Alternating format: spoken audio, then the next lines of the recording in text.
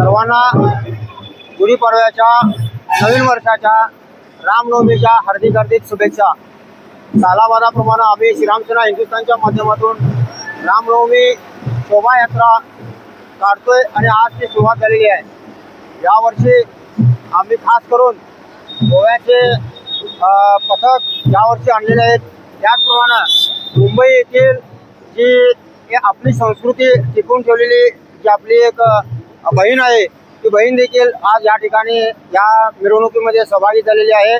पुन्हा एकदा मी सर्व बेळगाव शहरातील सर्वांना रामनवमीच्या तसंच नवीन वर्षाच्या हार्दिक हार्दिक शुभेच्छा।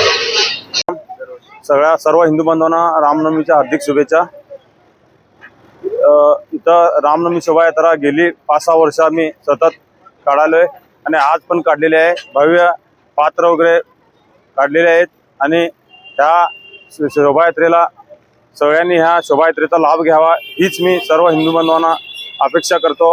आणि ह्या आमच्या रामनवमीला की लागवड काही ह्या सगळ्या कार्यकर्त्यांनी लागवड लावायची हे कुठं ध्यानातून व्यवस्थित पार पडावी हीच विनंती करतो। अरे अरे बैठे रहिए, मैं तो केवल श्री राम का दूत हूँ। हाँ, जब प्रभु श्री राम आएंगे तो उनके सम्मान में खड़े होइएगा। बिना अनुमति लंकेश की सभा में आने वाले कौन हो तुम? लगता है आपकी श्रवण शक्ति मंद है भद्र।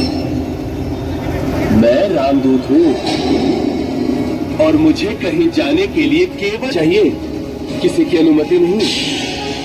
मैं श्री राम का संदेश लेकर आया हूँ रावण के लिए। जानता हूँ क्या संदेश भेजा होगा उस वनवासी ने।